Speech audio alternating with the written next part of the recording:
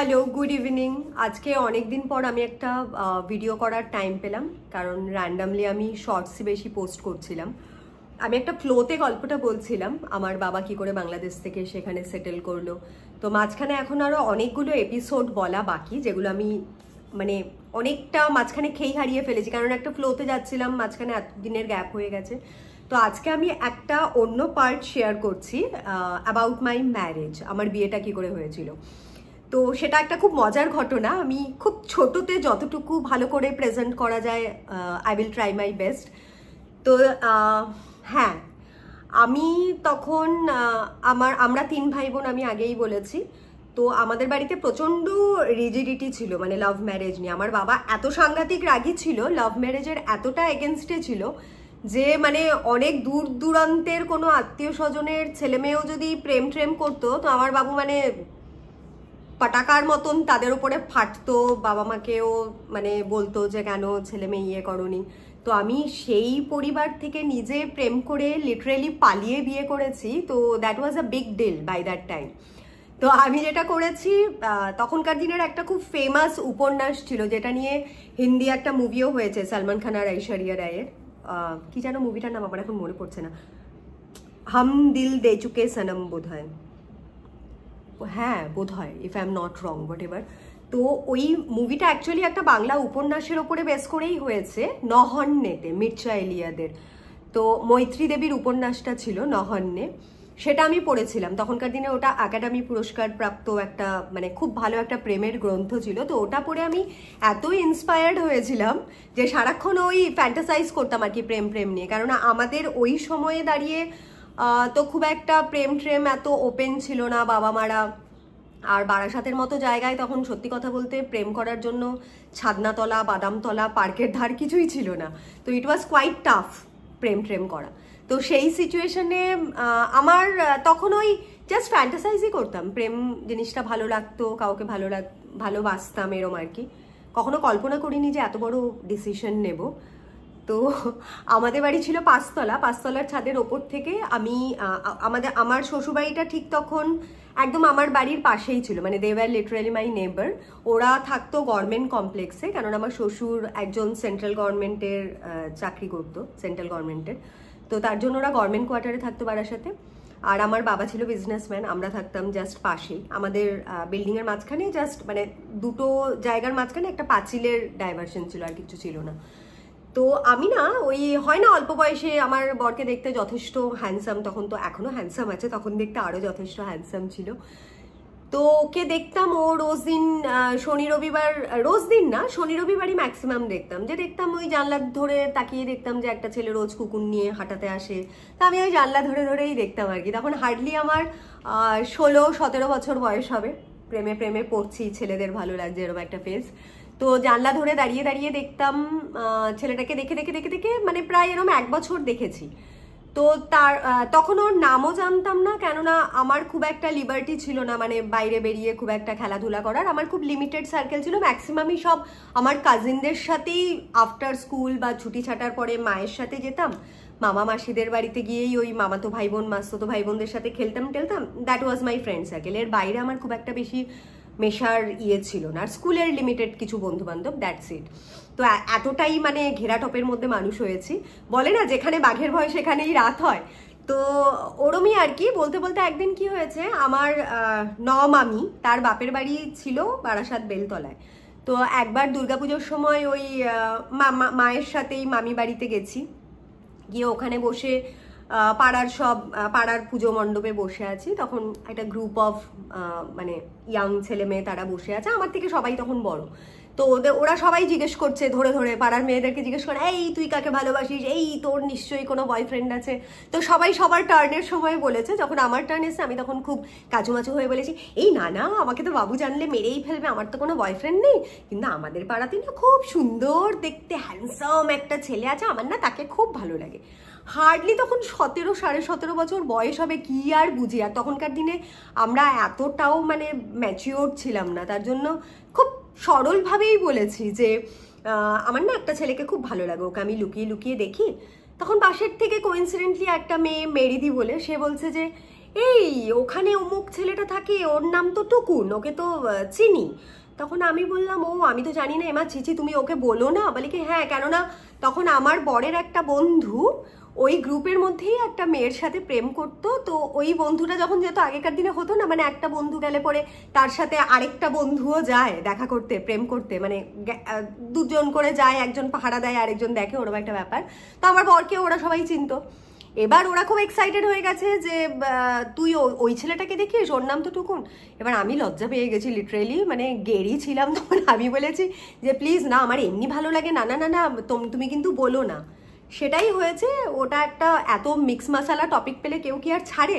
তো অবভিয়াসলি সেই দিদিটা টুকুনকে জানিয়ে দিয়েছে যে, কারণ আমার বাবাকে তখন মোটামুটি এক ডাকে সবাই চিনতো আর কি, আরও ফেমাস। তো বলেছে এই ওই রাখাল সরকারের মেয়ে তোকে দেখে ছাদের ওপর থেকে লুকিয়ে লুকিয়ে। তো এটা ওরা অলরেডি কথা ট্রান্সফার করে দিয়েছে, আই হ্যাড নো ক্লু। একদিন হঠাৎ করে আউট অফ নোওয়্যার আর আমার ফোন নাম্বারও দিয়ে দিয়েছে টুকুনকে, আমার বরকে।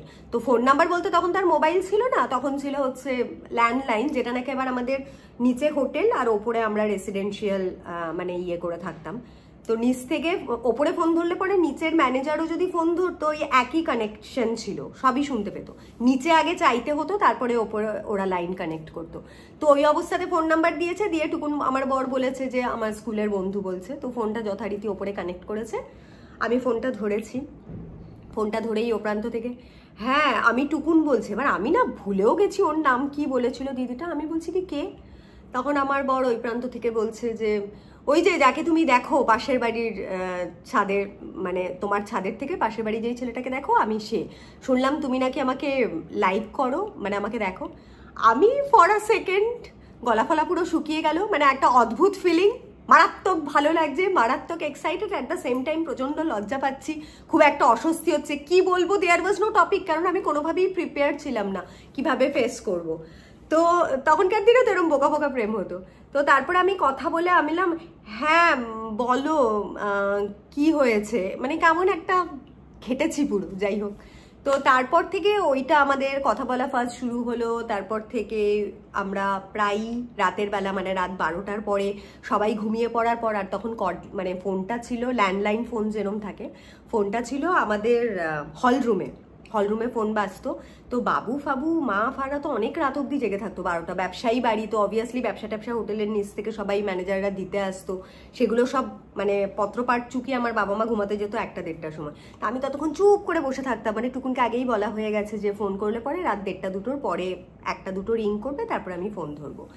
এবার ফোনটা আসতো, তারপরে ওই মশা মাছির কামড় খেয়ে খেয়ে লুকিয়ে লুকিয়ে সারা রাত কথা বলতাম, ভোর 4টের সময় ঘুমাতে যেতাম।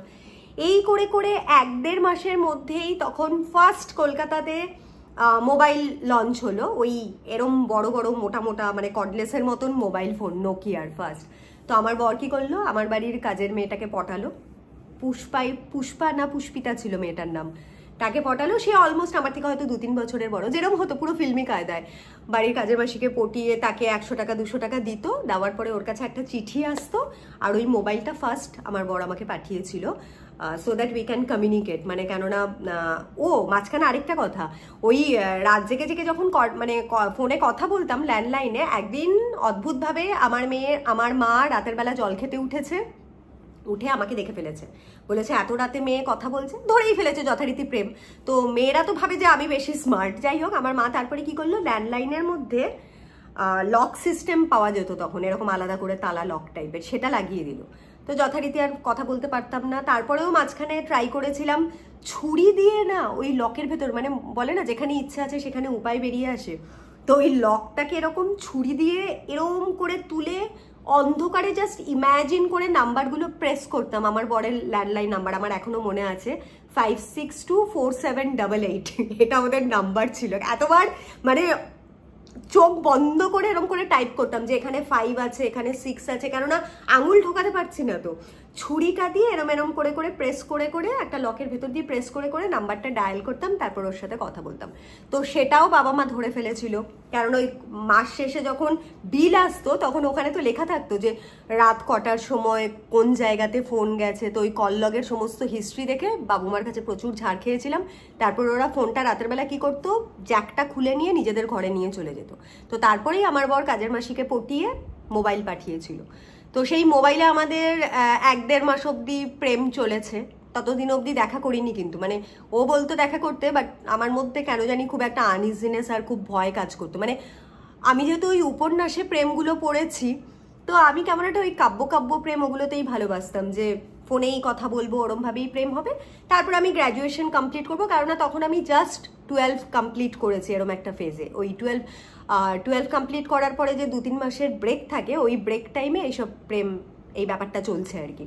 তো আমি তখন obviously I had a plan, কেননা পড়াশোনাতে যথেষ্ট ভালো ব্রাইট স্টুডেন্ট ছিলাম, বাবা মারও খুব স্বপ্ন ছিল প্রথম সন্তান। তাই আমি ভেবেছিলাম যে অ্যাটলিস্ট আমি ইংলিশ অনার্সটা কমপ্লিট করে দেন বাবা মাকে বলবো বিয়ের কথা, পুরো ফিল্মি কায়দায়। তারপরে যদি বাবা রাজি হয় ভালো, আর বাবা যদি রাজি না হয় তাহলে আমি বাবা মার কাছে ক্ষমা চেয়ে বাড়ি থেকে বেরিয়ে যাব। তো দ্যাট ওয়াজ মাই প্ল্যান। কিন্তু ভগবানের তো আলাদাই প্ল্যান থাকে। তো এইসব করতে গিয়ে ওই মোবাইলটা দিল, সেরকম মোবাইল। এবার ওই মোবাইলেও কথা বলতে গিয়ে সারা রাত কথা বলার পরে ফোনটা তো চার্জ দিতে হতো। এবার আমি ভোর 4টের সময় ঘুমাতে যেতাম, ফোনটা চার্জে রেখে আমি ঘুমাতে গেছি। এরকম 2-3 বার হয়েছে। একদিন হঠাৎ করে চার্জারটা খুলতে ভুলে গেছি, আমার মা যথারীতি সকালবেলা উঠে নক করেছে, দরজা হালকা করে এরকম কোথাও একটা দিয়ে দেখতে পেয়েছে যে চার্জার রয়েছে। বাস ওইটা নিয়ে বাড়িতে তুল কামাল কাণ্ড, যা না তাই হয়ে গেল। সমস্ত আত্মীয় স্বজনকে ডেকে মিটিং করা হলো, মানে অদ্ভুত সব হতো তখন। সব আত্মীয় স্বজনকে ডেকে মিটিং করা হলো যে মেয়ে তো এখনই প্রেম করছে, ইয়ে করা যাবে না, একে বিয়ে দিয়ে দিতে হবে বলে। মানে তৎক্ষণাৎ আমার 2 মামা ইউএসএতে থাকে, ওদেরকে খবর পাঠিয়ে দেওয়া হলো, ওখান থেকে কোনো একটা পাত্র দেখা হলো। মানে তারপরে তাদের আবার মানে নানান রেফারেন্সে নানান দিকে হচ্ছে। মাঝখানে বাবু প্ল্যান করলো যে আমাকেই আমেরিকাতে পাঠিয়ে দেবে মামাদের কাছে, এখানে আর রাখবেই না। তো এইসব নানান রকম মানে আরো প্রচুর ঝোল অম্বল অনেক কিছু হয়েছে। আলটিমেটলি আমি বাড়ি থেকে পালাতে বাধ্য হয়েছি, কেননা বিয়েটা নিয়ে কেসাকেসি চলে গেছিল। মাঝখানে আমি গিয়ে কি করলাম, যখন নাকি কোনোভাবেই আর ইয়ে করতে পারলাম না, তখন একদিন টিউশন থেকে লুকিয়ে আমার বর আর আমি গিয়ে রেজিস্ট্রি করে ফেললাম। মানে আমি নভেম্বরে 18 হয়েছি, ঠিক তার 1 মাস পরেই পেপারে সাইন করে আমরা রেজিস্ট্রি করে বিয়ে করে ফেললাম। বাড়িতে জানাইনি তখনও, কেননা আমি বললাম যে আমি মানে রেজিস্ট্রি তো করে নিয়েছি, বাট আমি বাবা মাকে না জানিয়ে প্রপারলি মানে অনুষ্ঠান না করে। আমি তখন খুব মানে বোকা ছিলাম বেসিক্যালি। আমি ভাবলাম যে বাবা মা রাজি হয়েই যাবে। তো যেহেতু মানে ফিনান্সিয়ালিও আমাদের তখন একটা অনেকটা ডিফারেন্স ছিল, তারপরে টুকুন আমার থেকে বয়সেও খানিকটা বড়, তো সব কিছু মিলিয়ে বাবা মার একটা প্রচণ্ড একটা ইয়ে ছিল, অবভিয়াসলি না ছিল। তো যেহেতু প্রেমে পড়েছি, ফার্স্ট প্রেম, অবভিয়াসলি সব কিছু বাধা গন্ডি পাড়িয়েও মানে পালিয়ে বিয়েটা করেছিলাম। যখন দেখলাম কেসাকেসির মধ্যে চলে গেছে, যে তখন আমাকে ওই যেহেতু লিগাল পেপারে আমরা অলরেডি রেজিস্ট্রি ম্যারেজ করে ফেলেছিলাম, তার জন্য বাড়িতে থাকলে পরে ইদার আমাকে ডাইভোর্স পেপারে সাইন করতে হতো। মানে বাবা মা তো আচ্ছা গুতুম দিয়েছে যাতে নাকি বিয়েটা মানে ক্যান্সেল হয়ে যায়, মারধর করেছে, প্রচুর অনেক কিছু হয়েছে, সেগুলো আরেকদিন ডিটেলসে বলবো। তো ফাইনালি একদিন সুযোগ পেয়েছিলাম, পালিয়ে চলে এসেছিলাম। Right now he is my husband, Prosenjit Adhikari. And আমি পালিয়ে মাঝে মধ্যে রিগ্রেট করি যে মেবি আমার কেরিয়ারটা আরও ভালো হতো, সেইভাবে ইয়ে করতে পারিনি। বাবা মার সাথেও 5-6 বছর বাবা মা সম্পর্ক রাখেনি, ছেলে মেয়ে হয়ে যাওয়ার পরে দেন উই রিকানেক্টেড। এখন তো নর্মাল যথেষ্ট ভালো রিলেশন, বাট ওই 5-6 বছর হ্যাঁ প্রচণ্ড খুব কষ্ট পেয়েছিলাম। বাট ঠিক আছে। বাট আমার সব থেকে লাইফে যেটা ব্লেসিং আর সব থেকে বেস্ট আমি পেয়েছি ভালোবেসে বিয়ে করে, সেটা হচ্ছে আমার 2 সন্তান। মানে I am so blessed to have both of them in my life. বর তো ঠিক আছে, বরকে তো অনেক কষ্ট কাঠিন্য করে পেয়েছি, আর তারপরে 25 বছর হয়ে গেছে, এখন সেই গদ ওই প্রেমিক ওই ব্যাপারটা তো নেই। আর কেউ যদি বলে যে 24-25 বছর পরে 20 বছর পরেও বিয়ে বরের মধ্যে একেবারে মারাত্মক রোম্যান্টিক, সেটা একটা মারাত্মক ভুল কথা। ওইসব হয় না। হ্যাঁ, একটা বয়সের পরে একটা টাইমের পরে মানুষের মধ্যে অনেক বেশি মানে কমফর্ট জোনটা অনেক বেটার হয়ে যায়, তারপরে দুজনের ওপর অনেক বেশি ট্রাস্ট বিল্ড হয়। বাট সব থেকে মানে যখের ধন হচ্ছে কি আমার 2 সন্তান। আর এই 1 বছর হলো আমার বাড়িতে আরেকটা ভগবান আরেকজনকে গিফট করেছে, দ্যাট ইজ সিম্বা।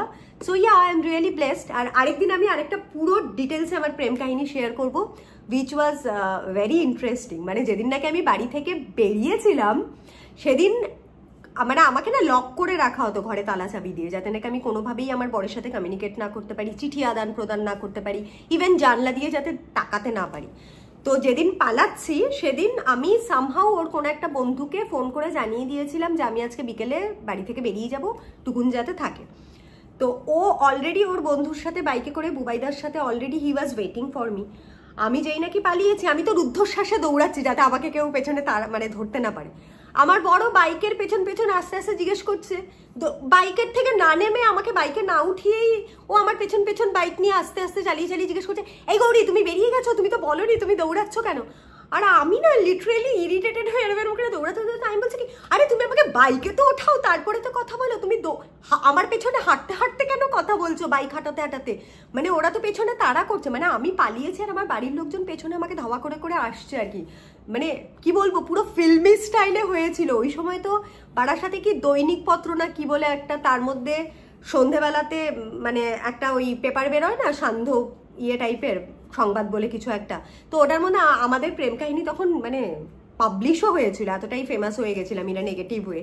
তো যাই হোক, তো সেই জন্য মনে হলো যে তোমাদের সবার সাথে শেয়ার করি প্রেম কাহিনীটা, মানে 90s-এর প্রেম আর কি। তো সংসারটা এখনো টিকে গেছে, চলছে, 2 সন্তানকে নিয়ে যথেষ্ট ভালোভাবে আছি।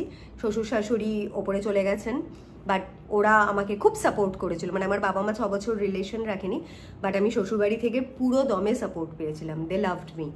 তো হ্যাঁ, দ্যাট ওয়াজ দ্য স্টোরি আজকের জন্য। বাকিটা আরেকদিন শোনাবো। Tata, love you all, good night.